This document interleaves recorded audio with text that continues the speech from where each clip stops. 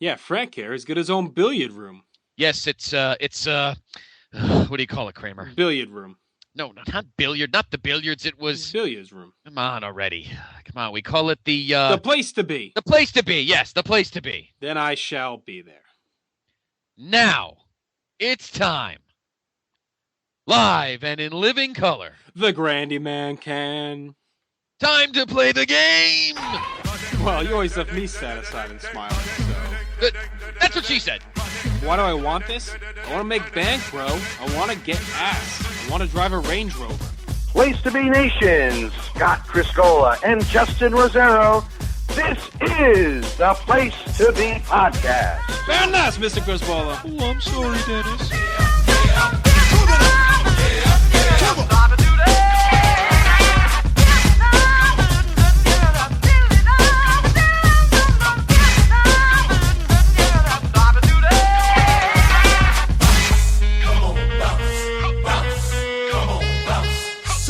In control, you know what I'm saying? I slam the door when I come into the bedroom, cause I'm the king of the castle. Turn me on, turn me loose. Try to hit it. Back to another great episode of the one and only Place to Be Podcast. I am your co-host, Justin Rosero, and joining me once again from Kosovo is my PIC, Scott Criscola. Scott, how you doing? Can you hear me? I'm in a basement right now. This hotel is falling around me. Trapped in Sugar Tits basement, being tortured. Exactly.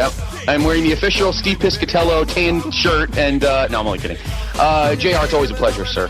I just have one thing to say before we get started. For anybody in PTB Nation, I know my PIC is not in this case, but for anybody in PTB Nation that has a laptop or a regular desktop PC computer, and you have Windows Vista, get rid of it. That is the reason I am down in the basement here somewhere in Saudi Arabia, because the Vista on my laptop screwed the pooch. It's being fixed as we speak. We hope to have it fixed by tomorrow, but tonight we are once again. So for those that thought that the Beware of Dog was a gag, you're wrong. It was not. But anyway, we have a great show. We will, of course, recap Raw from this past week for those that can stay awake for it. But, you know, JR and I always find a way to make it entertaining for you, even if the show is incredibly mundane. We do our best. We will give you – we'll do our best. We have the Smackdown spoilers. Then, of course, we will go through our news and notes brought to you by our good friends at WrestleChat.net. And a little interesting today because the rundown really never happened because of the technical issues. So what I love this week is that JR has no clue what the news hit stories are. Usually he has them in front of him, but sometimes you'll open them and sometimes you won't. But no, I really can't. I really can't doze off during that segment now tonight. Yeah, no, you can't. No fading, no fading. And if the beautiful baby G, you're going to have to actually tell us that you're leaving if she starts to cry. But no, she's the best. And but yeah, so we got a lot of good news and notes, a lot of tidbits, and there will be a lot of Randy Orton tonight. Because there's one story that's a little longer than you and I normally pick, but I wanted to really get into it tonight because it's a big deal and it's something that needs to be clarified. So, and we'll get a little bit into sports. Obviously, going on right now in Oklahoma City is Game 6 between the Thunder and the Spurs. My dream is coming true there, and that the Spurs will indeed be eliminated. In fact, I'm going to put no event center tonight. We're going to put the Spurs on and Thunder on mute. And we'll keep you we'll keep you updated. We'll keep you updated on what is going on in that game. Also tonight in game Game 4 at the Staples Center in Los Angeles. The Kings are about to put the Devils to bed. So Jonathan Quick, a Connecticut native, by the way, could win the Conn Smythe. And we'll talk a little bit about another goalie who got under my skin. And we'll talk about that later. And we will conclude our show tonight with a huge announcement. I'm not going to say huge. I feel like I've gotten people's hopes. I have Grant Owens scratching his head going crazy the last 2 days trying to come up with it was funny because he was trying to guess what it is, and he said, is it a brand split? I said, yeah, we're going to create separate shows. Each of us host one, and he bought it. He said, oh, okay. I said, no, that's not it, Grant. We're not splitting the show. Oh, that's funny. No, we're not splitting the show. We're not splitting the show. But it does involve the show, of course. Why would yeah, it's a decent announcement. It does involve the next few months of the show and a direction we're going to try and take things. So, but we'll get to that at the end. We'll, as good hosts do, we will keep you wanting until the end. So, all right, let's get into this. Let's get into our weekly shit show disaster. Yes. P.S. Your cunt is in the sink. He was on a lot again. Is the scooter? Let me ask you first question, Jr. Is the scooter reaching Vince McMahon wheelchair levels? Oh yeah, it's up there. Anytime you have a heel authority figure with any kind of apparatus that would render him handicapped is exciting for me. So, Yes. But that was one of the few highlights of Raw. And I'll tell you, Scott, you've known me now for almost 10 years, and even before that, I've my enthusiasm for this business of ours. Yes, this may be in the handful of times where I'm starting to get pretty frustrated with the product. It takes a lot to knock me out. I'm pretty optimistic. I can deal with, I can deal with crap. I can deal with bullshit. I can deal with anything. But I don't know. Yeah. Usually the other times it's happened where I've kind of lost interest a little bit is when something major has happened, like, when Eddie Guerrero passed away with the Chris Benoit thing. The other time was when I first started college. I lost out, fell out of it a little bit in early '98, and I'm not falling out of it. But I will say this: if it wasn't for PTB Nation and this show and the live chats, I think I'd be a little bit further out of Raw. I really have no inclination to even pay the $5 to go to Picasso's to watch the pay-per-views, and I know having a baby prize plays into that a little bit, but. The urge just isn't there. It's just not there. And even the next show was on Father's Day, and I kind of joked with my wife. I said, "Oh, that's my Father's Day gift. I want to go watch the pay-per-view at Picasso's." And I kind of thought about it. And I'm like, nah, I really don't want to do that. So I don't know. I'm just kind of in a weird spot now. And really, if it wasn't for the show and doing our reviews and watching classic stuff and everything else, I think I'd be fading right now. I think that's where the product is. I don't know if you feel the same way. Well, you and I are in the same. Again, I mean, we've been friends for almost 10 years, and we've watched a lot of stuff, and we've seen our dips. I mean, yes, as big a Triple H fan as I am, 2003 was a little tough to watch at times. But just like you, when I got in college, I kind of faded out of it in early '93, and I didn't come back into it until late '96, early '97. But that was because I was, doing things, getting jobs and stuff. It wasn't that the product was bad. Well, not totally. But right now, I mean, you're just looking, and I got a couple stories later on in the news and notes where many are frustrated now. It's turning into Nitro. I never thought I'd see the day where, and 3 hours is just an absolutely horrendous idea, and I'm sure the muckety mucks I don't think are happy about this. I mean, you and I have always read that they were never crazy about 3-hour shows to begin with. It's very tough to do a 3-hour show without it looking horrendous, and just trying to stretch and fill. And that was when they had a lot of a good roster and a lot of time. I mean, now their roster is so thin. 3 hours is just going to be a ridiculous. But just watching, well, when you talk about the high and low points, there's just I can't make any sense of it. There's no sense to make of it. Right now. It's just so scattered, and I feel like it's being run like it almost feels being run like that MWF or whatever. I mean, no, they at least have long-term booking. Yeah, well, that's true too. It may not be good, but I just, JR, I don't disagree with you. I mean, again, the things that keep me going too is because I love our chats on Monday nights, but the other night, I gotta be honest with you. I was writing the first half of our next review, which we'll be posting on our message board, SummerSlam 2007. I was writing that throughout most of Raw. I was actually waiting for you guys to say something important, and then I would flip over. But honestly, I wasn't even watching most of it. I was watching SummerSlam 07, and that's what it is. And now I feel like the chats are going to be the only thing that keep me from totally putting a fork in my eye trying to watch 3 hours of this in a month and a half. It's not fun. Nothing's fun.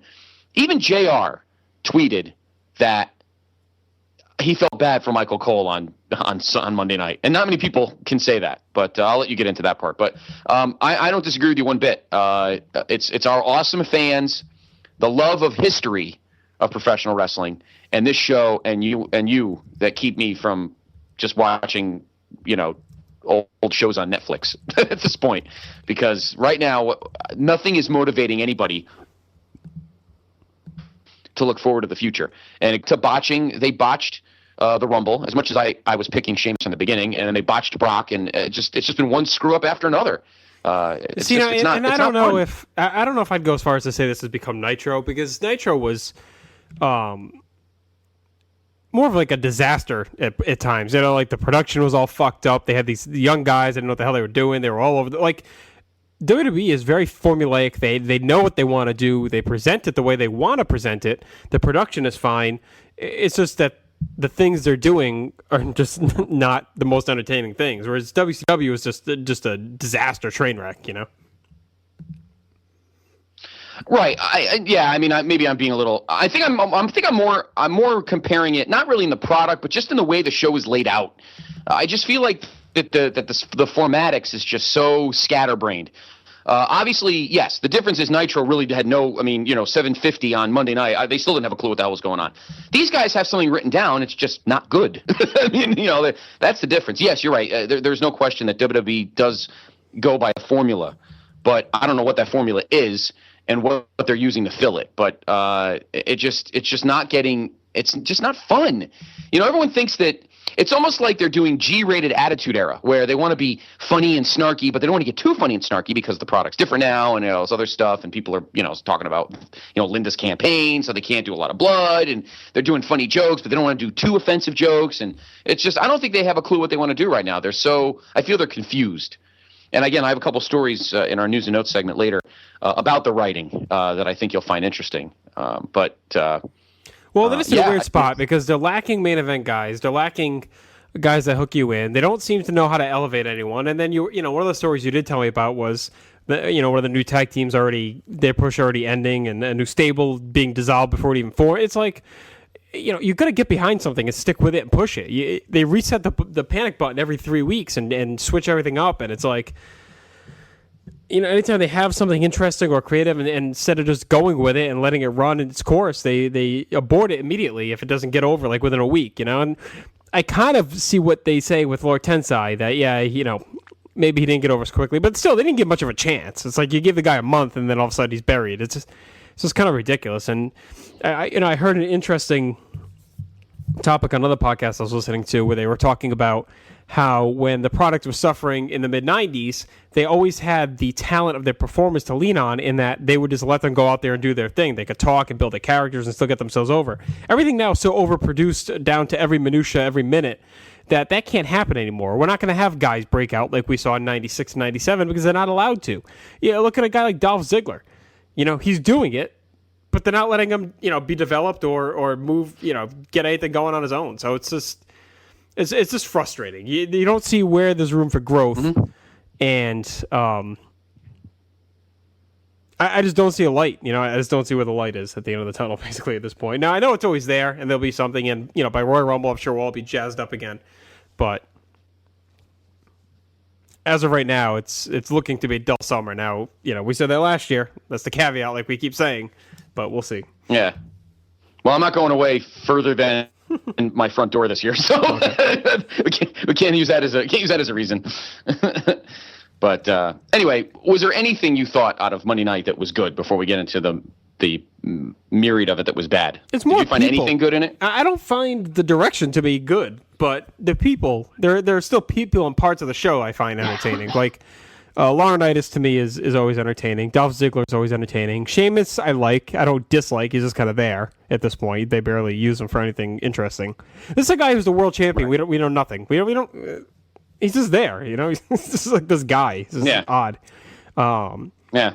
Yeah, it was good to see Huna go on TV. Sin Cara, 2 matches, no botches, so it's something.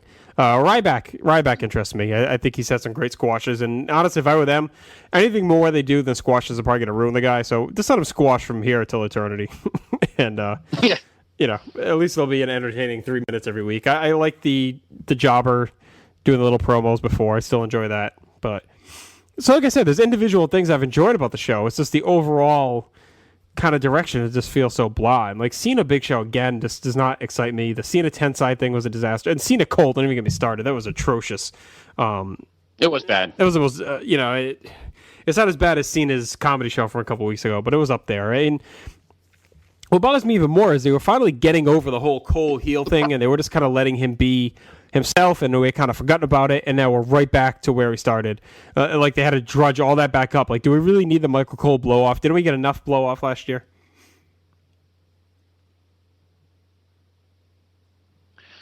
And I thought that he was pretty much. I thought he was pretty much done in this role. Yeah, I thought he was done being the absolute bad guy, and then they just brought it all up again. And And I almost feel like they're thinking too much into what the fans think they want. Like, no. I know everybody wants to see Michael Cole get embarrassed, right? Okay, let's put that in there. And really, I don't think it has anything to do with that. I think they just think it's funny to see him get barbecue sauce poured all over him and see Cena giggling and yucking it up. And, ever since we saw that story that we kind of shrugged off a few weeks ago that they were going to try and take Cena in a more serious, in a less serious, more, dorky, goofy kind of persona, it's been all that ever since the Brock match. He's just been happy-go-lucky Cena that likes to joke and pour sauce on people. So, and then, next week he'll be pouring lube in the Big Show's beer. That's what I'm waiting for. Well, that's only if Capo put some lube somewhere. Yes. Damn it. And go to my party. No, we love you, Capo. The whole thing is that was just they really thought they were going to get a good rating out of that ending. I mean, really? I don't know. I don't know. I don't know what they were looking for or what they're attempting to look for.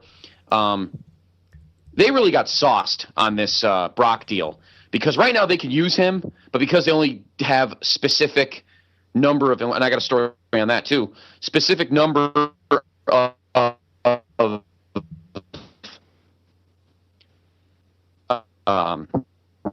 appearances, it's almost like they're in a holding pattern until they can use them. You know what I mean? Right. When he was on camera, it was awesome. And that included when he beat up Triple H, broke his arm and all that stuff, and everything leading up to the Cena match. And now it's almost like they're killing time with crap. And he's going to be cold. He's going to be cold when he comes back. Very...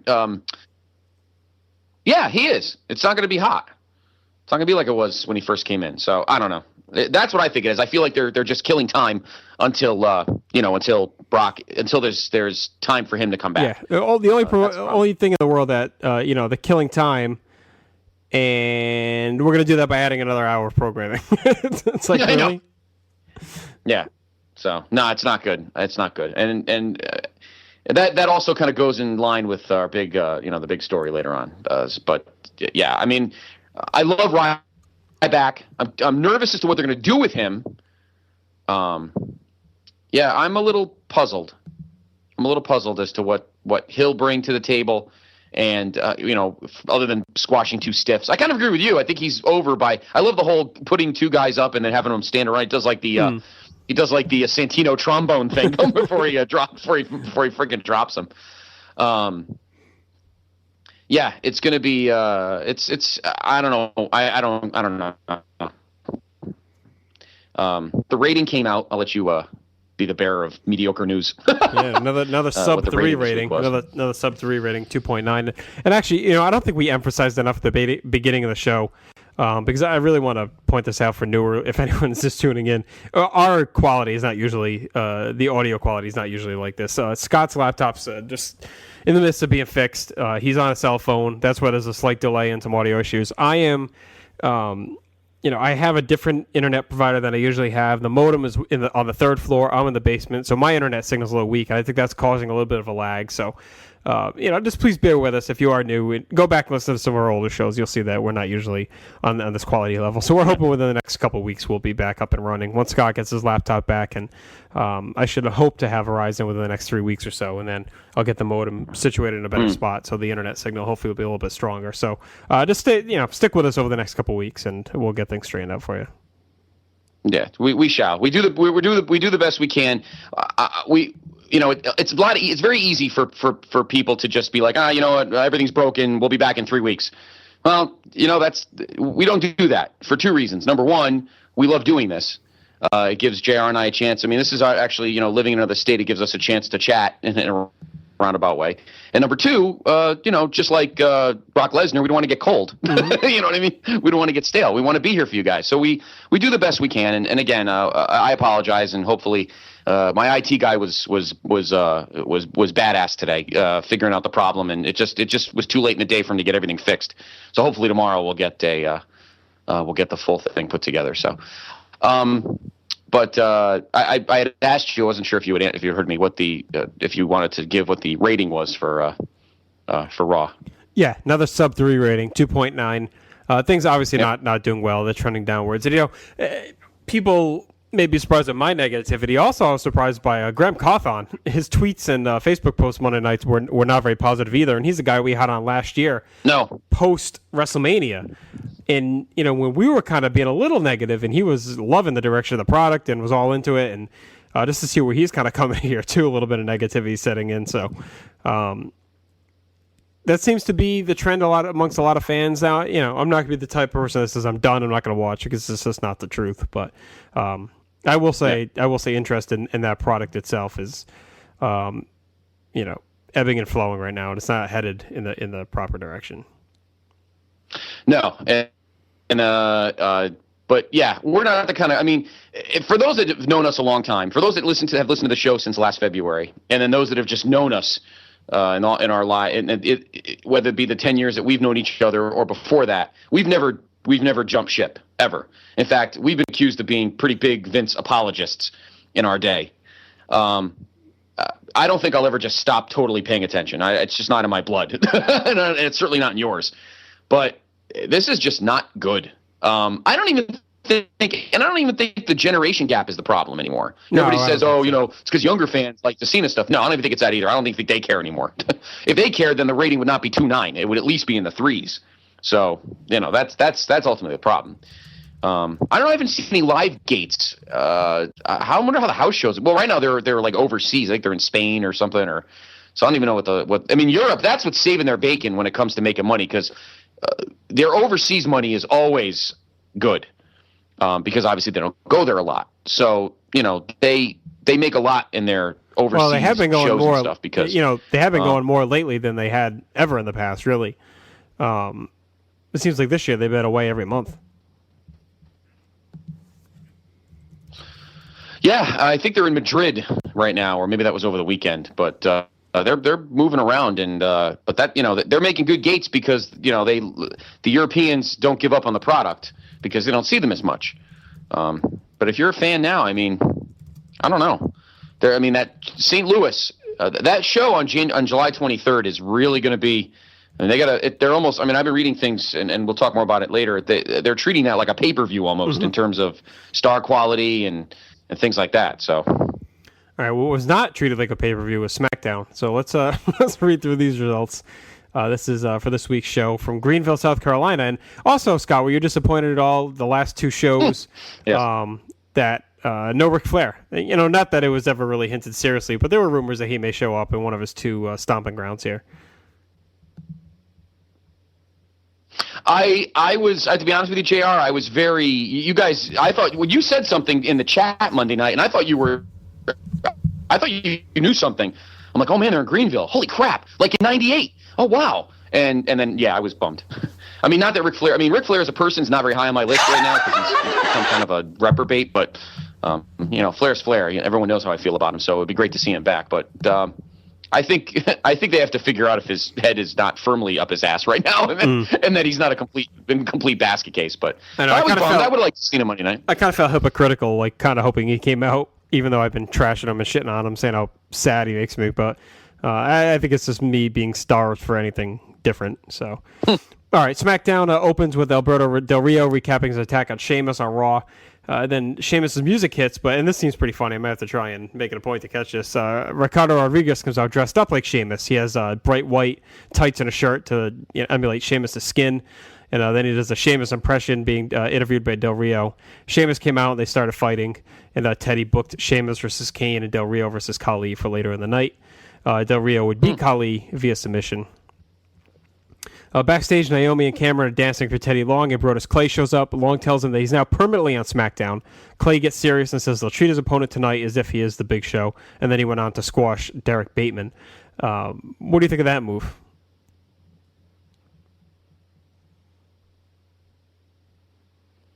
Derek Bateman? No, Brodus to SmackDown.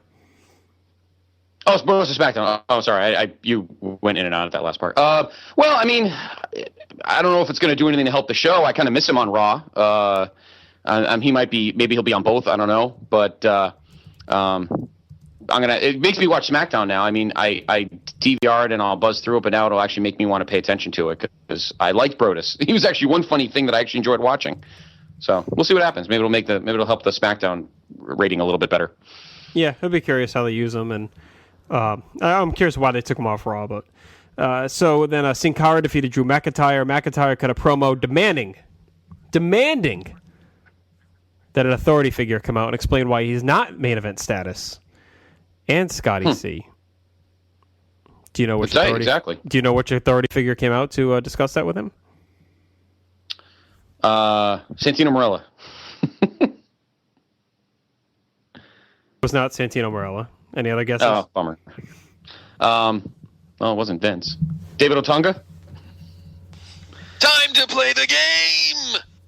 That's right. Your boy showed up. Did he really? Yeah, he came out. Awesome. He came out, hit a pedigree, and then left. So, and I believe that was yes. I believe that was I believe that was the Arn Anderson story, saying that there could be a surprise anytime or whatever bullshit. So. Oh, jeez. All right, so More Ryback on Triple H then. Ryback then defeated 2 local wrestlers, so that's good. That continues. Cody Rhodes came out, destroyed the Peep Show. Set up, he cut a promo bitching about Christian. Christian came out, and Rhodes said Christian used to be a heel, and no one's buying his act. And Christian says, you know what? I inducted Edge to the Hall of Fame, and I realized, had a moment of clarity, I don't want to be remembered for being a whiner. I want to be a winner of championships. Dolph came out and interrupted, and Christian defeated Dolph in an untitled match, so the jobbing streak continues, sadly. Michael Cole cuts a promo telling people to move on past the mess on Monday. Hornswoggle comes out dressed up like JR, bantered with Cole. Damian Sandow came out, ripped to Hornswoggle. Tyson Kidd came to save him, and then Sandow beat the shit out of Kidd. So some more character building for Sandow. Good to see. Matt Striker interviewed Kane. Kane ignored his question about AJ, and then we saw AJ kind of peering behind some crates looking at Kane. So I don't know where we're headed with that. Like I said it, I don't know if it was last week or the week before. I really hope they don't end up together. Antonio Cesaro defeated Jimmy Uso, and then Sheamus defeated Kane by DQ, and AJ stared at Kane from the ramp as the show ended. Now people are thinking, the rumor could be now that maybe she's going to end up going back to Daniel Bryan, and the whole thing was a big, I don't like that with AJ though. I don't like that. I want her to be completely ambiguous and just be creepy and hot to everybody. Yeah. You know what I mean? I mean, maybe she will be. Maybe this is just her fucking with Kane. I really hope so. I hope they don't end up with them together. I don't think it's a good fit. No, I agree with that. So it's not a bad show. At least I'll DVR it and watch Triple H. I don't know who the lesser two evils. I like Drew McIntyre, but the game's the game. So, now. We have No Way Out, as JR mentioned, on Father's Day, a week from Sunday, live from the Izod Center in East Rutherford. Right now, there's 1, 2, 3 matches. We have both titles up, Punk, Kane, and Bryan, as we just talked about. Sheamus is facing Del Rio for the world title, and then we have Cena and Big Show in the cage. And right now, I think that's it. Right? I don't think there's anything else yet. No, I don't think so. Have they added anything else? No, I don't think so either. What else could they add? Is there anybody left? I know, not a very inspiring card at all. And they're right. They're in the backyard they're not backyard. They're going to be mere feet away from the home of WrestleMania 29. So not exactly the best invitation. I know. Pre-invite party. I know, it sucks. The year we're actually, finally planning to go back to a WrestleMania, gather this whole group together, and even for TLC in December, and it's like the product just feels so blah. But, things can change on a dime. It changed quickly last year. It changed quickly again just now when it was pretty hot after Mania, and kind of crashed, soon after that. So we know things can turn around quickly. It only takes one hot angle or one hot wrestler to turn things around. But look at Punk, where he's coming here. He is... Right. Great in the ring, and he definitely is being pushed as one of the main guys, if not the main guy. But is he as exciting or interesting as he was a year ago, or do you think that has cooled quite a bit? I think he's still great, and I'll tell you why. Because he's the only guy that's actually wrestling. Right. Literally, he is. JR, when was the last Raw? He was not on the card. It's been a long time. Mm-hmm. He's wrestled at least every week since winning the title in November. I think he's missed a show yet. And every match is great. So he is really the saving grace of this entire company right now. Because Cena, I don't even know what the hell he's even doing. I really don't. I don't know what he's doing or what they're doing for him or what they're writing for him. But I feel like the only guy that's actually wrestled every week for the last, 8 months has been Punk. And he may have even been before he won the title in November when he was in the whole even last summer when the whole Nash Triple H thing fell in the toilet and they had to redo that twice. He still was wrestling every week. So really, it's amazing. The guy is a machine.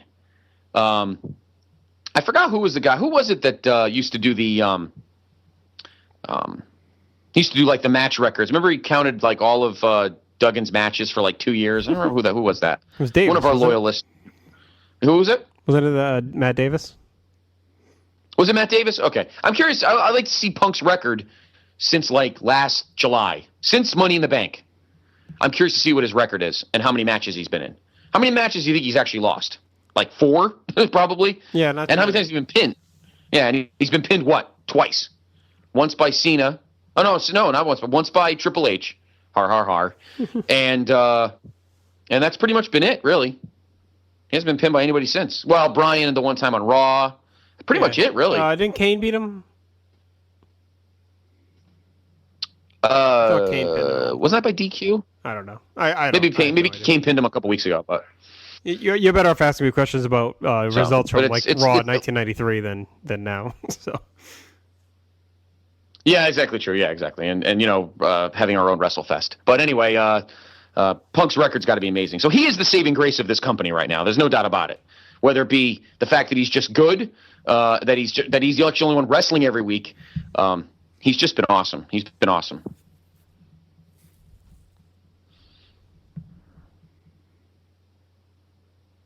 Okay. I think that wraps up any current talk. That was it. Yeah, that was all I had. I wasn't sure if you were. Oh, man. Sorry, I got to tighten the string between the two tin cans. Yeah, I'll say. The delay has been a little rough. Again, we apologize for that quality. But hopefully, we're hoping by tomorrow night's show we'll have things fixed a little bit better. Yeah, exactly. All right, why don't we take a break so I can fix the can and make sure there's no bombs blowing over my head here in the basement of Riyadh. When we come back, we will have our news and notes segment. I got some tidbits about a lot of stuff. Right now, there's 27 seconds left in the first half. The Spurs lead the Thunder 61-44. They've actually been shooting the lights out San Antonio in this first half. And then we'll, any other sports tidbits and, make sure that, we don't lose power or anything. So, but first, let us take a moment and listen to our good friends from WrestleChat.net.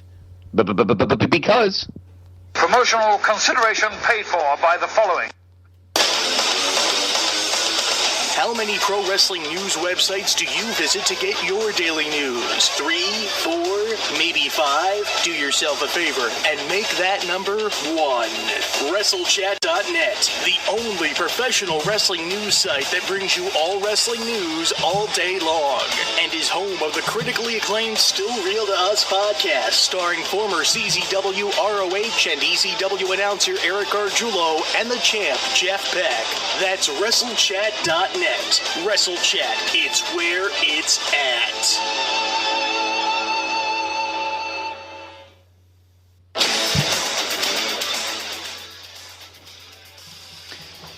WrestleChat.net is indeed your home for everything pro wrestling.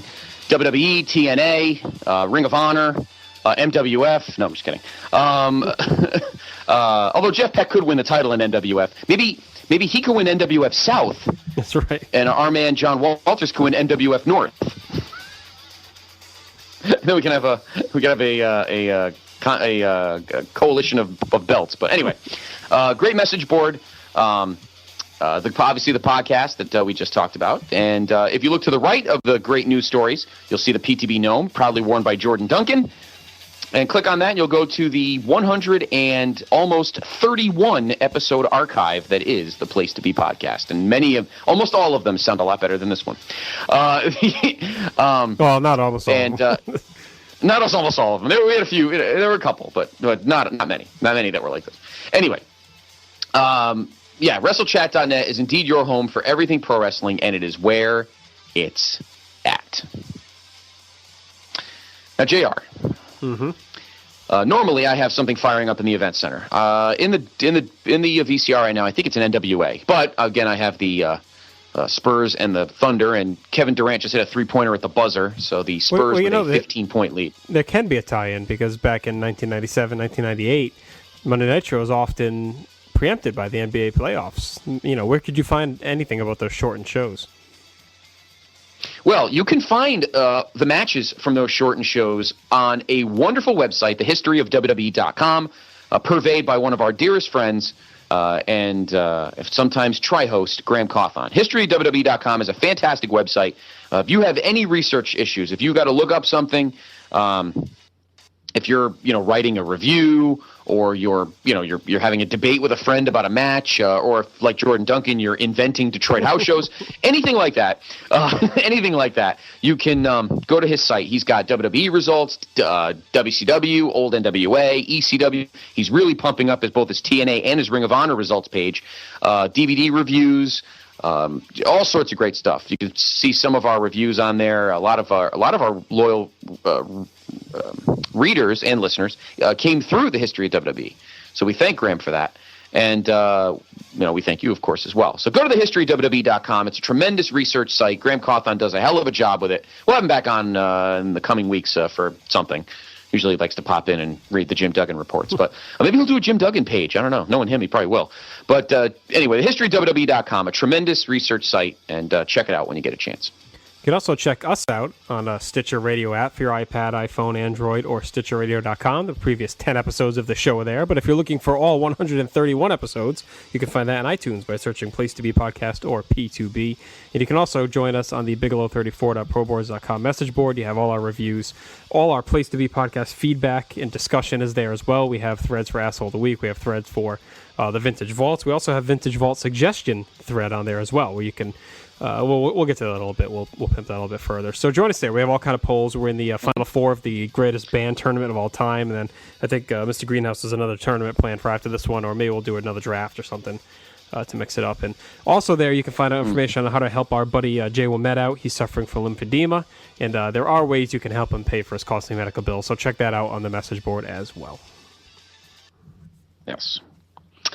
Okay, it is time now for, speaking of our good friends at WrestleChat.net, let's go to the news and notes segment brought to you by our good friends at WrestleChat.net. And I'm excited this week because, again, for the first time, JR has no idea what we're about to talk about. All of these stories are completely hidden from him because due to the technical issues, I couldn't do a rundown that I normally do, and him and I could both look at them simultaneously. So are you ready, JR? Ready for this? I'm excited about this. Ready? Let's do it. All right. Number one, word is that WWE will run both a Raw and SmackDown version of Money in the Bank ladder matches at this year's Money in the Bank pay-per-view, which of course will be in July. I don't know where it is. Phoenix, I think, or something. I don't know. There had been speculation that they would only run one version of the match this year. At this time, the planned winners of both bouts are superstars who have never previously won a Money in the Bank ladder match.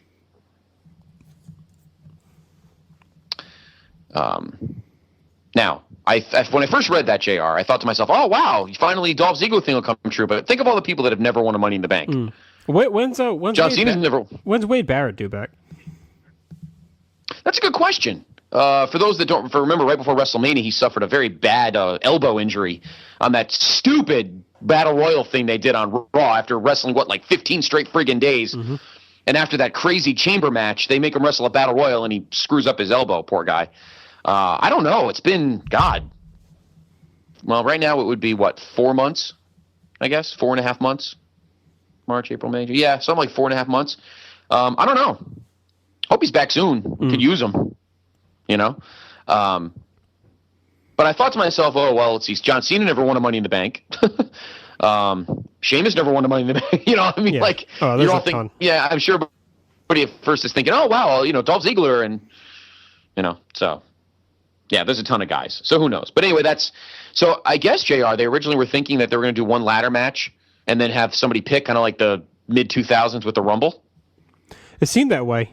It definitely seemed that way. But I guess, if you're going to have two titles, you might as well have two briefcases. Just it adds the intrigue because you can blow one off quick and then you can slow burn the other if you want. So, yeah. And I thought that strategy worked well this year, I thought, with the quick title change, and then the Del Rio, that only happened a month after he won it, and then the Daniel Bryan one they were able to play out for a while. So, yeah, exactly. So anyway, Money in the Bank takes place in July.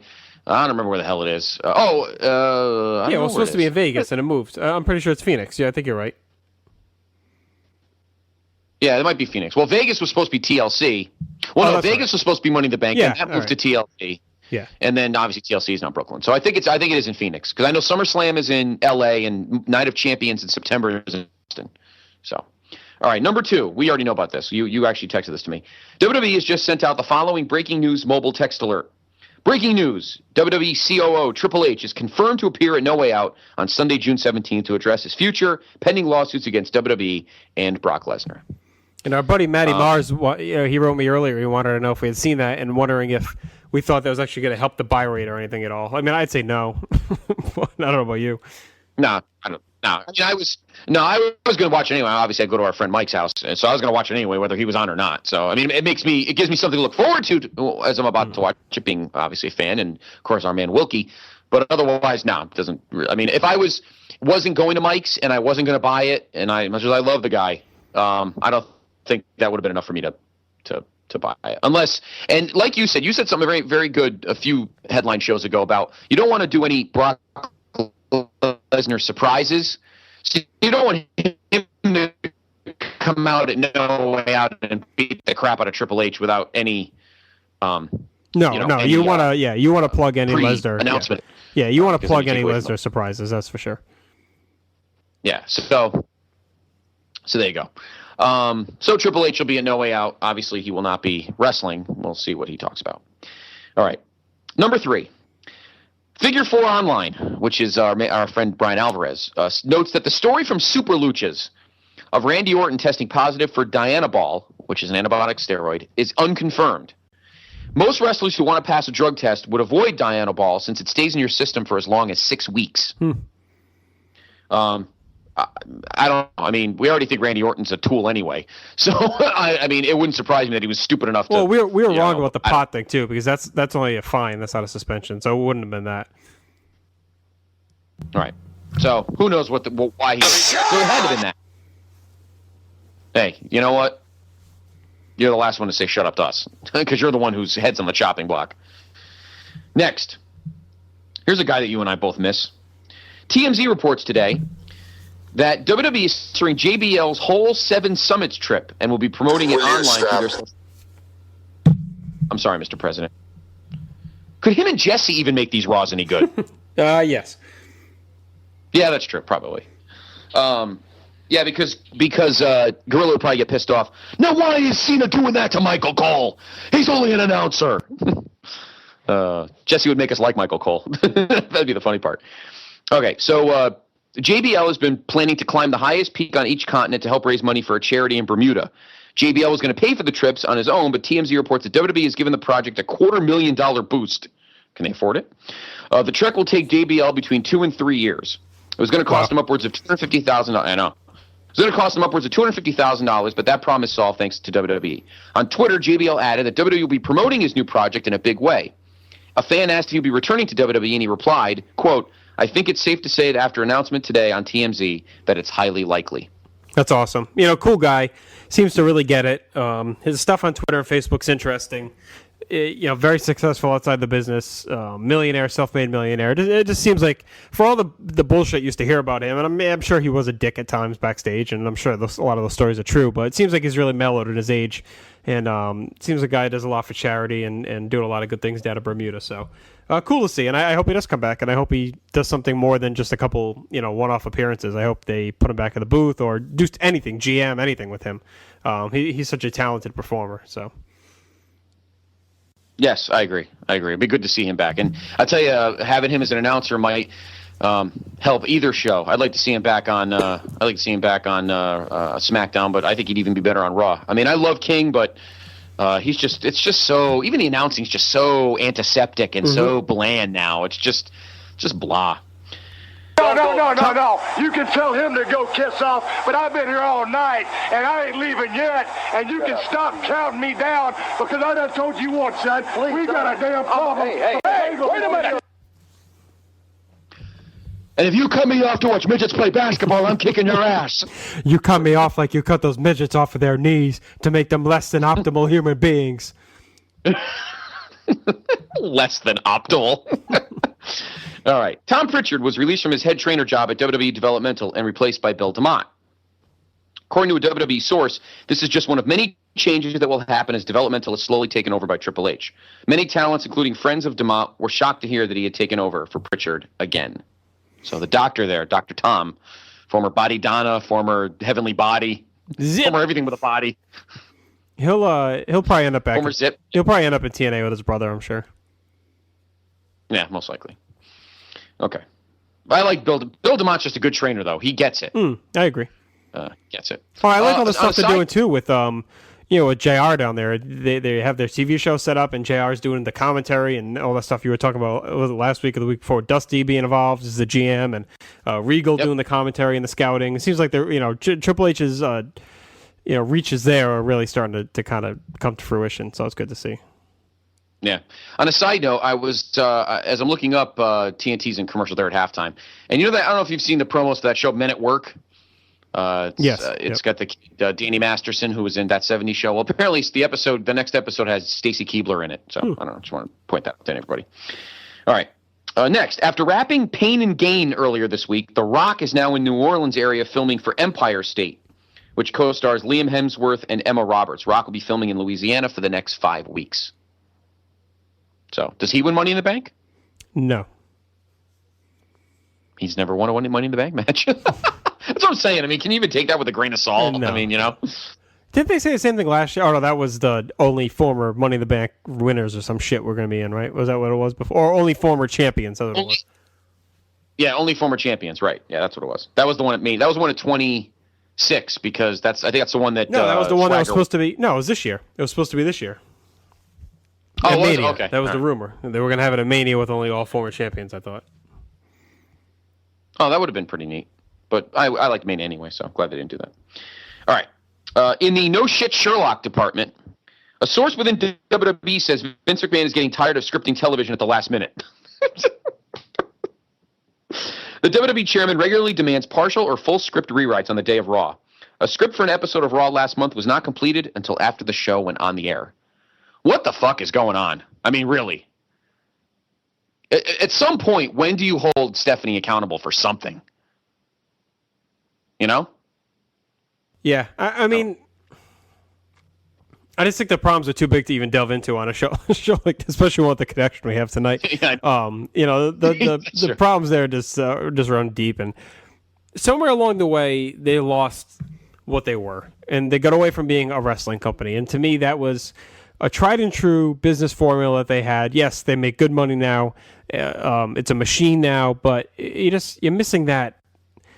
What it was, what wrestling was. I'm trying not to be too nostalgic about it because I want to still be pragmatic, but they could be successful and still be a wrestling company that makes sense, that runs, angles that make points and have good, legitimate wrestling matches and push guys that are getting over and have them be the talent, the guys that are pushed well. And it's like TNA has all those things in place too. They can't do it. They've had so many chances to step up and take over. And it's like they just can't get out of their own fucking way.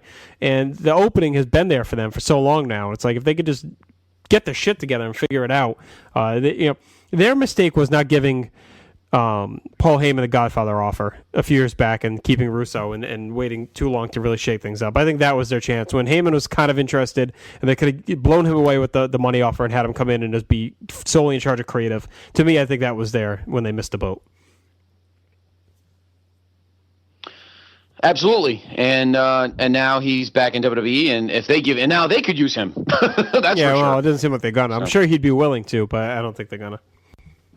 No, because Stephanie's, we all know who the smarter. Hopefully, we all know who wears the pants in that marriage. Hopefully, he'll at least be at the pay-per-view. So we'll see. Yeah. Speaking of his charge, Brock Lesnar is contracted for approximately. I'm going to pull the number off, JR. I want you to guess dates over the duration of his contract with WWE. He'll be off television until the build-up for SummerSlam. He'll also be needed in the weeks leading up to WrestleMania night. You need to sashay out of here. Sashay off my property where I hold my keys.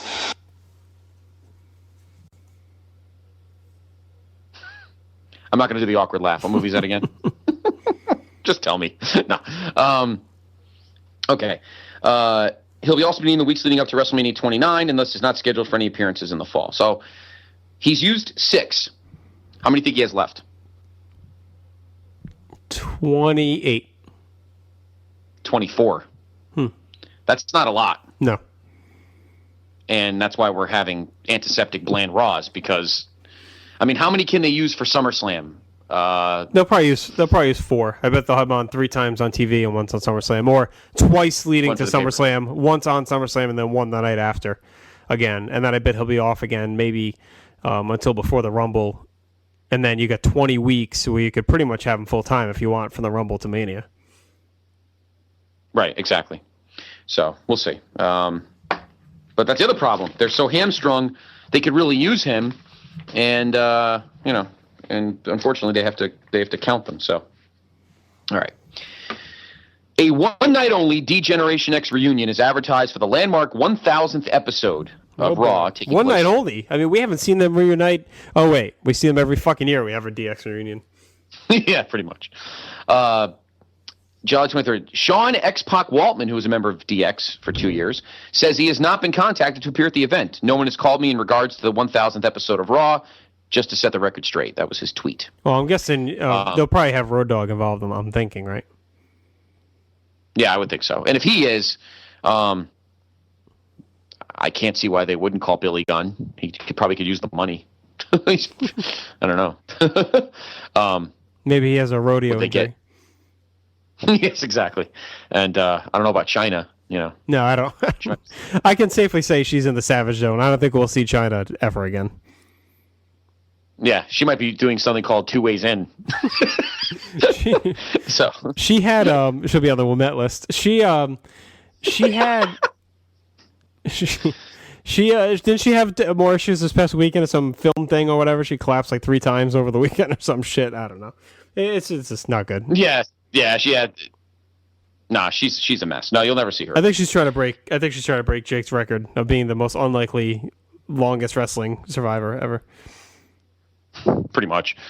All right, so the next 2 stories continue on with our theme of this 3-hour Raw coming up. Vince McMahon's return to television on that Raw Super Show, on next week's show. This is not the big one. This is the one next week. I don't know, is being done in response. I don't know. She's just acting real funky. I don't think he'll be on the Raw Super Show. I don't think he's probably showed up drunk the last few times. Man, remember that segment before? What WrestleMania was that? Was that 21 when him and Orton were in the ring? There you go. That was the last time. I think that was the last time he was on, wasn't it? Other than his DVD. Yeah, I think so. And that was 7 years ago. Wow.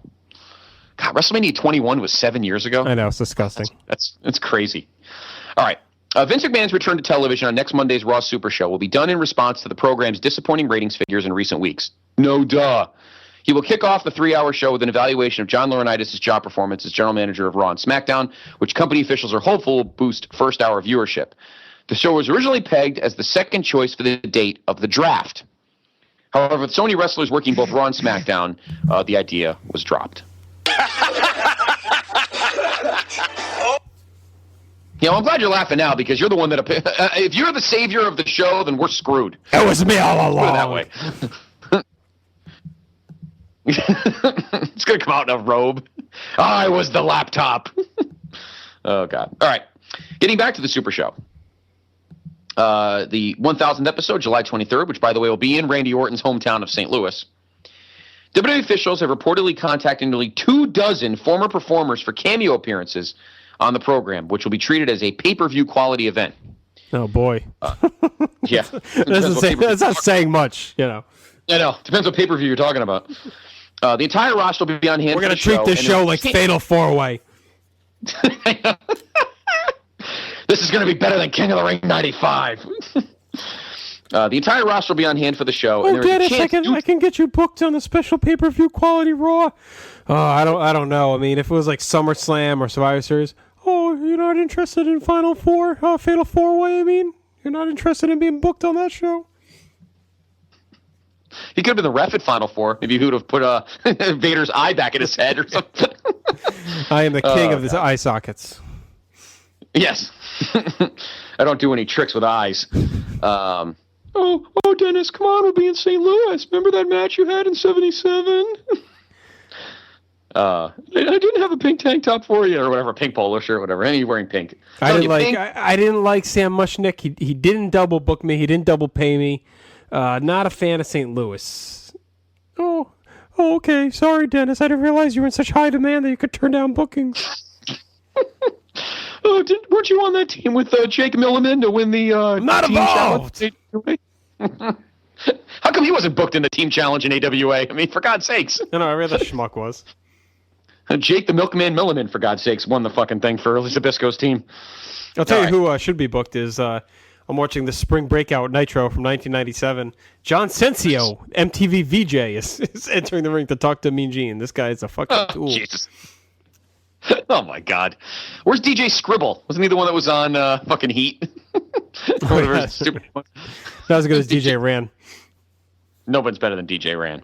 Oh, he goes to school.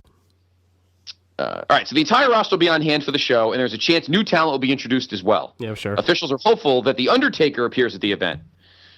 If he does, it'll likely be promoted weeks in advance rather than as a surprise. I read your boy Sid may be involved. Oh, God. I mean, on the one hand, it's like, that'll be freaking great. On the other hand, how low have they sunk? You're half the brain that I got. I'll see him powerbomb Jinder Mahal through a table or something. Kill him. Oh, God. What do you think? What do you think about having like somebody like Pillman? Let somebody dressed like Pillman. Someone come out dressed like Pillman. That'd be great. Someone dressed like Pillman. Oh, God. You know, there is probably a great Raw going on in heaven right now that's better than what they're booking right now. I'm sorry, Dennis. They told me they'd rather book someone that's passed away 10 years ago than you. I'm sorry, Dennis. I'm sorry, Dennis, to put you in with Pillman and Owen Hart. It's such a shame. Not involved. I'm not wearing the blazer mask. Okay. All right, anyway, before we sink any lower. WWE.com is advertising the Raw Super Show taking place August 6th at the AT&T Center in San Antonio, Texas as, take a guess. King of the Ring? What do you think? No. Think of what city they're in. San Antonio. Won't be Raw Roulette. Has to do with a person. Oh, is that the Shawn Michaels Appreciation Night? It'll be Shawn Michaels Appreciation Night. Yeah, okay. Which will likely be the night that I bet you that Brock comes out and puts him in the Kimura lock and snap his They should. arm. Yeah, they definitely should. I think so. Shawn will sell it like he got like hotcakes. So, is this the last story? Oh, I got two more. Oh no, this is okay. So this is the last one, but it's long. I'm going to read it. And I really wanted to put it on here. So, all right. Randy Orton's second violation of WWE's talent wellness program puts the organization in a quandary since one more infraction will result in him automatically being fired. However, given the long-held belief that WWE selectively enforces their drug testing policy, there is skepticism as to whether the organization would follow through on cutting ties with the high-ranked wrestler in the event of another drug test failure. Dustin Starr, who appeared as referee for Florida Championship Wrestling in 2010, tweeted, WWE would never release Randy Orton, in response to former Intercontinental Champion Lance Storm praising the sports entertainment organization for sticking to their drug testing policy on the 60-day suspension of the Viper. Storm disagreed with his remark. By policy, they could rehire after 1 year. He'd be fresh and hot on return, Storm explained. Starr replied, I don't know. Seems like a diamond they would not be willing to let go. He's a golden boy. WWE's official procedure for handling a third talent wellness program violation reads, all right, this is what it says in their official document. Quote, in the event of a third positive test for substances prohibited by this policy other than marijuana and alcohol, the WWE's talent contract with WWE will be terminated and WWE will publicly disclose the WWE talent's name and that WWE talent's contract was terminated for a third violation of the policy. Any WWE talent who was contracted was terminated for a third violation, who has participated in a drug rehab program as a result of the policy, must undergo the mandatory unannounced follow-up within Section 8C of the policy, blah, blah, blah. Any talent who leaves the WWE for any reason with a first or second violation on his or her record will maintain said violation count from the time he or she departs until the time he or she returns, if ever. In addition, a WWE talent who was terminated by the WWE for a third violation of the policy will be prohibited from returning to the WWE for at least 1 year. If a WWE talent who was terminated for a third violation of the policy is permitted by the company in its sole discretion to return, then one such talent must test negative for all prohibited substances under this policy during the pre-contract screening process. And blah, blah, blah, blah, blah. The 9-time world champion suspension reportedly stems from a positive drug test for the anabolic steroid Dianabol, which is banned by the U.S. Congress under its Controlled Substances Act. He has also reportedly tested positive for marijuana, which is subject to a $2,500 fine. Okay. So what that pretty much says is even if he gets pinched a third time, they could say to him, almost like the David Stern, Michael Jordan, go play baseball thing. It's almost like, you know what? Go home for a year, chill out. We're not going to pay you, but he was probably making good money anyway. Don't go to TNA, stay in shape, and in a year you'll come back. That's very different than the whole getting fired thing. I mean, that's interesting that that's finally come out. I don't know if anybody ever actually knew that. I think so. I think that's been well known that they could rehire within a year. Okay. Or after a year. Now, here's the next thing. WWE officials have been discussing a major change that may be implemented soon for talents who fail wellness tests. In the future, the company may start announcing what caused the talents to test positive. What's causing all this? What's causing all this? The hope is that if they start to announce what substances the wrestlers test positive for, it may discourage other talents from taking those substances. Yeah, I'm sure. Do you think it'll make a difference? We've had people die from the shit that people still take. I don't think getting fired is going to stop them either. So, nah, probably not. Now, here's another thing. They're talking about the other, and I didn't have this on the list, but I remember that somebody said on WrestleChat.net somewhere that everyone says, well, Orton can't be pushed to the above mid card because you don't want to book him for long term, and then and then he gets pinched. Well, in 2009, Jeff Hardy was world champion with 2 strikes. But you made a good point to me. I'll let you say it. You made a good point to me when we talked about it. Well, just that they were more loaded at the time, they could kind of take the risk. Right now, they're kind of short on guys, and it's like, it's one thing to keep him around in the mid card just to fill out your cards, but to have him be your main guy, and then if he bites the bullet and fails the drug test, and you're going to suspend the title, and I don't know, it just seems like they're better off just elevating someone else into that spot for right now. Back in 2009, you still had a lot of guys floating around that were big names. Shawn Michaels was there, Undertaker was there on a more full-time basis, Triple H was there full-time. You just had more big name veteran talent on that you could kind of, Edge was still around, that you could kind of supplement him with. Right. So that's the difference. I mean, you make Randy Orton world champion, and then what? You'll make up another stupid battle royal. So, all right. So there you go. That's all the news and notes I have. Hope you enjoyed it. Courtesy of our good friends at WrestleChat.net. Now, before this game is actually getting. Yeah. Go ahead. Oh, go ahead. Well, I was going to say they're in commercial now, and the Thunder have cut the lead to 6. So. All right, before we get to our next segment, there were 2 plugs I just wanted to give quick that I forgot to give. One was for our buddy Grant Owens. I've been meaning to do this for a few weeks, and I keep forgetting. He's actually started his own podcast. It's We Found New Music, brand new music show dedicated to breaking new bands, music industry headlines, and concert dates. If you want to find some new bands to enjoy that will probably hit the radio later this summer, check out the brand new episode of his show, We Found New Music, on demand at the link below, and you can get that link from him, and he has a group as well. Grant and Joanne's radio show. You can even download it to your iPhone or smartphone, streamable on smartphones and computers worldwide. Their next episode is Thursday, June 28th. So support our buddy Grant. He gives us a lot of support, and I told him I'm going to try and check out that show tomorrow. I haven't had time yet to listen to it, but Grant's a good guy, one of our biggest fans, so we got to help him out as much as we can. Also, Scotty C. Yes, absolutely. I agree. Also, in my middle of my 7th week here on DDP Yoga, I had the fortunate night to start the Red Hot Core exercise. Of course, he introduces new routines every couple weeks, and this one certainly lives up his name, Mr. Criscolo. I can barely lean over to do this podcast right now. So DDP Yoga is still kicking ass. Definitely, if you're looking for a great workout, I think the $100 I paid for it is almost a steal, honestly, with the level of workout he gives you and the amount of different things you do. It's almost like having a personal trainer. It really is. I've really enjoyed doing it, and there are nights where I'm like, I'm going to do another one. So like even tonight, I did 2 of them just to do because they're enjoyable to do and it's a good workout. So highly recommended. Highly recommended. Oh, excellent. I'm glad. I'm glad it's working out. Actually, easy workout for you since obviously being home a lot. It saves on a gym membership most likely, and good. I'm glad it's working out.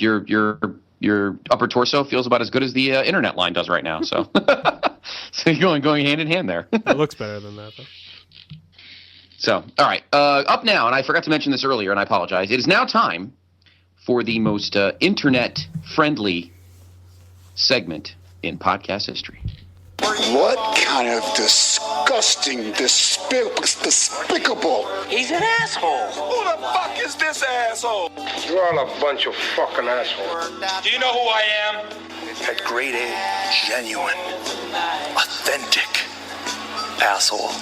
Hey there, PTB Nation. It is now time for the greatest segment in podcast history. You know what I'm talking about. It is time now for the PTB's Asshole of the Week. You're an asshole tonight. Senor Sugar Tits himself plays us in for this week's Asshole of the Week. Since Scott is without internet, I will be reading all the entries, so bear with me as I stumble and spew these words out.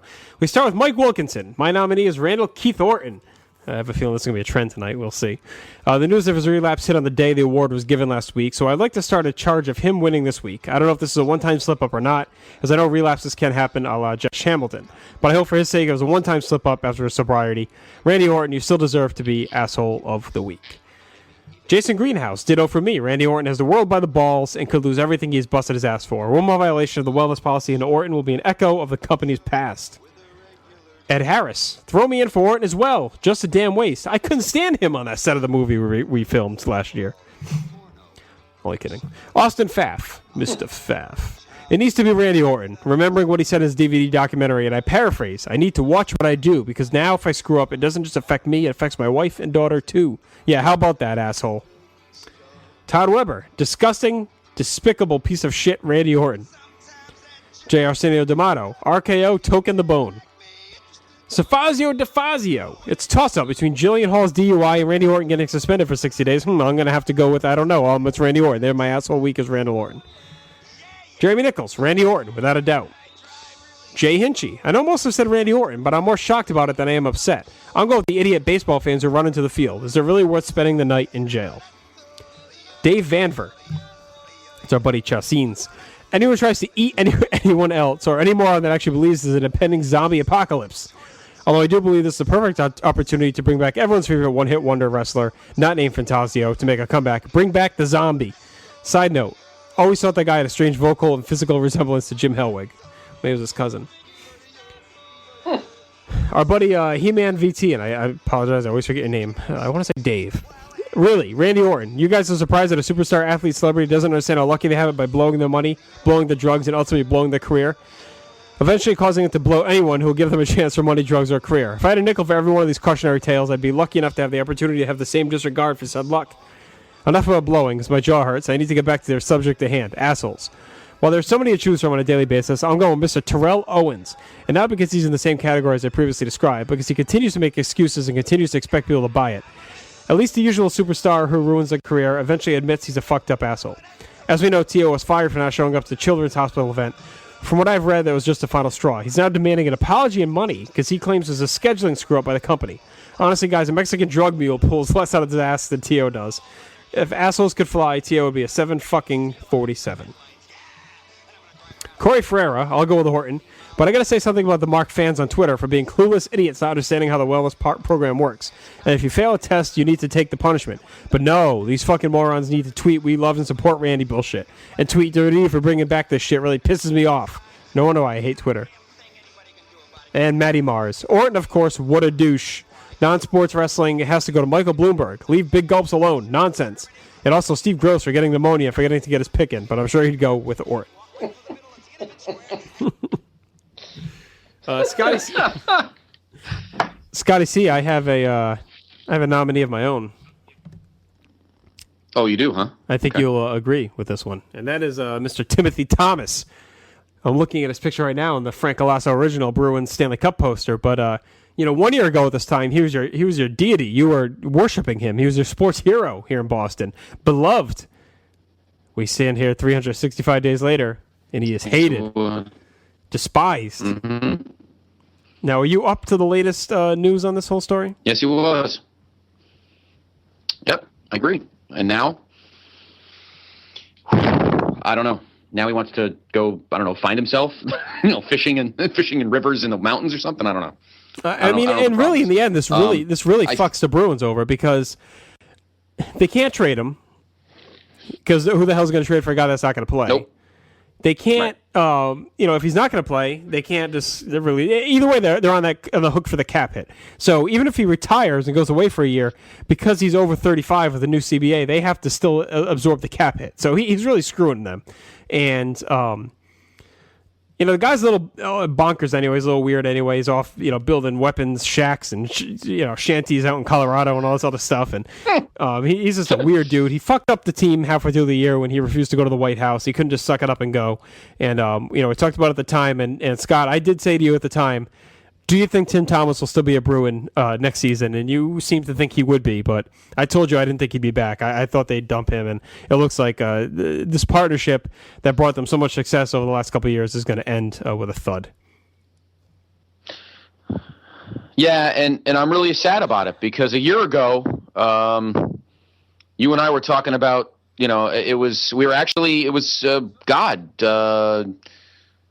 was it a year ago this past weekend that we were having the Stag of the Rotellis? Mm-hmm. And it was 1 year ago that we were that I was watching women dance in my lap while the Bruins lost Game 2 in overtime. Interesting way to lose a Stanley Cup game. And then it was on that Game 3 that Darren Horton got knocked out.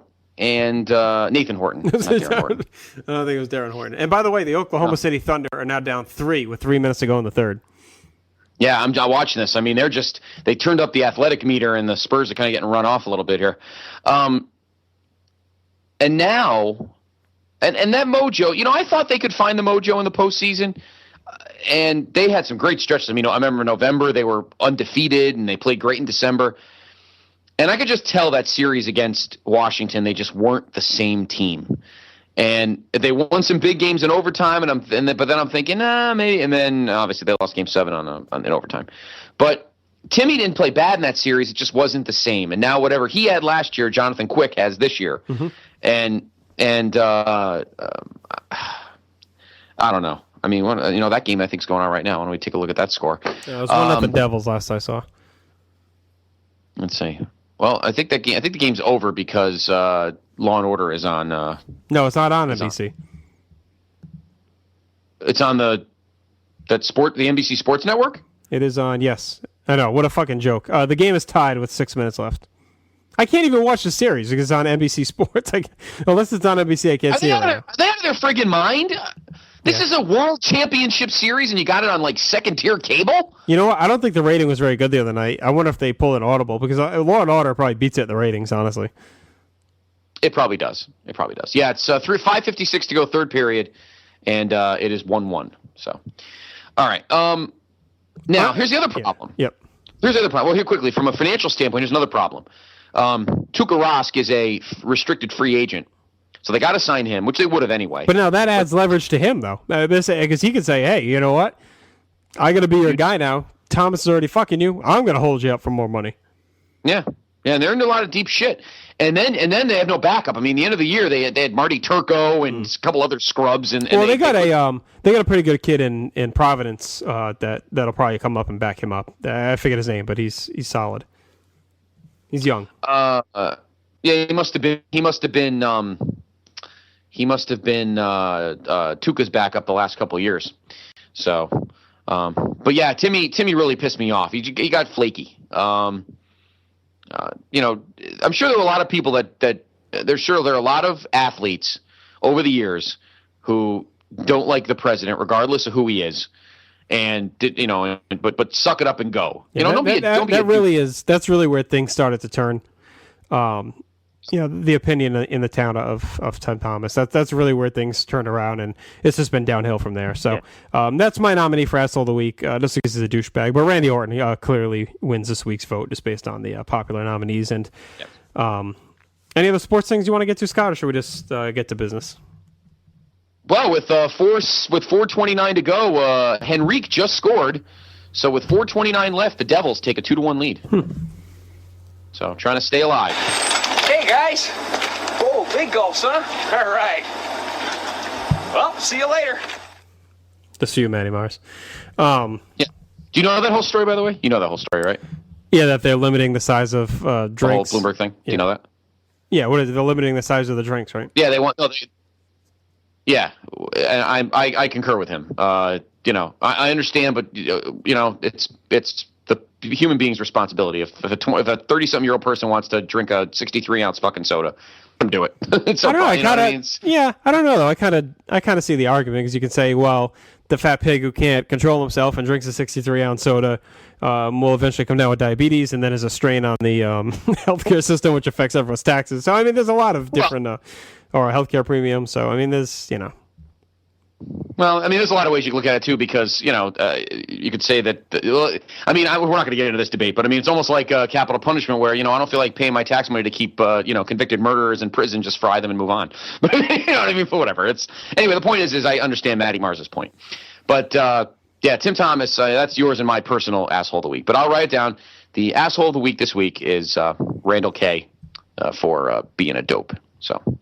And yeah, so Henrique just scored, or Henrique. I don't want to offend any Devils fans. So the Devils, trying to avoid being eliminated, lead 2-1 in Game 4 with 4:16 left, and they're down 3-0. And let's see. Let me check what's going on at Chesapeake Energy Arena in Oklahoma City. They're in a halftime huddle, or halftime. They're in a timeout huddle. And let's see. Scoreboard comes on the screen with 2:57 left. It is Spurs 77, Thunder 74. So, right. And then tomorrow night. No, actually, OKC is now down 1 with 2:45 left. So we'll probably still be on the air when this game ends. So we'll update you there. So asshole of the week, Randy Orton, and it's kind of an important one because it's also the last one for quite a while, Scott. We've been talking, and with the direction that wrestling and WWE is headed, and how Raw's been, the recaps us have become more of a drain than anything interesting or thrilling to talk about. I've noticed that our debates have kind of, while still solid, you just kind of run out of the same things to talk about over and over, and the news is kind of stagnated. It seems to be the same things every week. So until something major happens or until NFL kicks up again in September, we're not going to be doing headlines anymore. In its place, we're going to be picking items off the Vintage Vault request list on the Place to Be message board, bigelow34.proboards.com. So now, going forward for the rest of the summer, you will be getting 2 Vintage Vaults a week. You'll get one in the chronology that we've been doing with the pay-per-views, WWF pay-per-views. We're at King of the Ring 96, which we'll be recording tomorrow night. Then starting next week, there'll be no headlines, so no asshole of the week feedback needed. But we will be posting feedback threads for the shows we'll be reviewing. Now, it could be anything except a WWF/WWE pay-per-view. So you can do a WCW pay-per-view. We can do episodes of Raw. We can do episodes of Nitro. Anything wrestling related. We're going to do movies, TV shows, all different things. And starting next Wednesday night, we will be reviewing Beyond the Mat. Will be the first Vintage Vault request we take. And we're doing things a little bit differently. Scott and I are actually going to watch the movie and do live commentary over it. And we'll also be joined by a special guest. Our friend and yours, Jordan Duncan, will be joining us. So the three of us will put on Beyond the Mat. We'll start it at the same time. And we're going to kind of Mystery Science Theater it. And we'll see how that goes. And if that works, we're going to do that for a lot of things outside of anything over like 2 hours. We'll probably won't be able to do it for. But anything under 2 hours. So if we do a Raw, Nitro, TV show, a movie, we're going to try and do live commentary over it. So what we can do is kind of time it with you guys. You can sync it up to air it at the same time we're doing it, and then watch it while you listen to the podcast. So something different. Try and mix things up as we hit the summer doldrums. And then as we close down on NFL season, we'll probably go back to doing headlines so we can do our NFL picks. And once wrestling starts to hopefully pick up the business a little bit more. So, Scott, do you have anything to add to that little diatribe there? No, you hit the nail on the head. By the way, speaking of finishers, Kevin Durant just hit a 3. So with 1:23 to go in the third quarter, the Thunder have taken the lead 79-77, although Steven Jackson has 2 free throws. He could tie it. So Captain Jack. Nope, he missed the first one. Captain Jack. He missed the first one. Anyway, yeah, I mean, we're not going to cut down one show a week. I mean, that's not fair to you guys, and certainly not fair to JR and I. But let's be honest. I mean, the last like 5 headlines, the first half hour is like root canal, not just for you guys listening, but for us doing it. The news and notes are okay, and then asshole of the week's pretty fun. But the one thing that I love about wrestling, and I kind of hinted to it earlier when you and I were talking about Raw, is that we always have history. And history is what keeps us all fans. And I think right now, in a very bland summer, going back to history is like our comfort zone. It's like the mac and cheese or the meatloaf of our hobby. It's the comfort food. Makes us feel good. Gorilla and Jesse make us feel good, you know? And so I think it's very good that that JR and I are going to make things more fun this summer, you know? Just stuff that's not dated, stuff that's not, stuff you don't have to listen to the next day. A lot of people go on vacation, a lot of stuff. So you can look at it, you can come back, a few days later and go, oh, wow, these guys did Beyond the Mat. That's kind of cool. And then listen to it, and you realize that you can listen to it whenever you want. Well, it's not like a headlines or after 2 days, it's pretty, And the conundrum we were in is that we wanted to start doing different things like this. We wanted to be on the mat for a while. We wanted to do a lot of different shows, but we want to also keep up the chronology. So something had to kind of break and give. It's just our schedules don't allow us to do more than 2 a week outside of a unique situation. So we wanted to try this out. There's a bunch of things we wanted to review. So the thread is up in the feedback section on bigelow34.pulboards.com. We already have a ton of things listed. Scott and I are trying to load up on some of those that we don't have, and let's get beyond just posting a ton of the same thing. Let's just try and mix it up a little bit. And don't be offended if we go out of order and we don't hit the thing that you requested immediately. We're going to try and get to most of it, and we're going to try and rotate things. We might do a movie, then we might do a couple of Raws, then we may do a pay-per-view, then we may come back and do a Raw, and then do another movie. So there's a lot of things we want to hit. If you want to check out that list, it's on the message board, but we're really looking forward to doing something a little bit different. So, as I said, this will be the last headlines for a while, probably at least until September, unless something major happens in between that we have to break in with. So, right. With that said, you can visit us on Facebook at the PTB Podcast, or during our live chats on Monday nights, or under pay-per-views we chat, and just all the times during the week as well. You can see us at thehistoryofdirty.com and their Facebook page as well. On Twitter at place2B Podcast, and our message board again, bigelow34.pulboards.com. Scott, what do you want to do? You want to hang around and try and catch the last 35 seconds of this game on air? Well, no, it's only the third quarter. Oh, shit. Jesus. I am out of it. Yeah, no. I thought for sure. Yeah, no. DDP and Baby G. Yes. That's going to be the name of your autobiography. Yes. DDP and Baby G. Yes, that is my life. That's your autobiography. And Jay Wilmette. Those three things are my life right now. So, PTB. And PTB Nation, of course. PTB, DDP, and Baby G. Yes, those are the three things dominating my life. All right, so with all that said, we're going to go ahead and wrap up then. We will be back tomorrow night with King of the Ring 96. Get your feedback in if you haven't yet at the message board. And then next week, Jordan Duncan joins us, Beyond the Mat and International Incident as well. So with all that said, we hope to be back tomorrow. Thank you for dealing with our quality issues, and we hope to have things cleaned up a little bit more tomorrow night for you. So for Scott Criscolo, I am Justin Rosero. Have a great night. Have a great rest of your day. We'll talk to you tomorrow night. The bombs! Guys! Oh, big goal, son. All right. Well, see you later. Y'all ready? You know how we do it.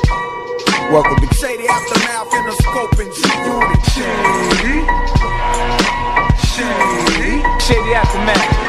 I pull up big old truck with senoritas, 6 deep music knocking, yelling meat eye. I'm about my broccoli, why this cocky dough long? Yours is short like Gilbert Godfrey. Likes a crap game, but I'm trailing yachts at boss hogging. Who they gon' get to stop me? It's the STAT. All you can do is pay me. Rhyme slick shit covered in gravy. 2 words and I'm taking your lady. Come here, Larry Flint style, I'm a hustler, baby. 92 on the shoes, barely got ties. Step in the place, then the place. It's a rap, it's a rap, it's a rap, it's a rap, it's a rap, it's a rap.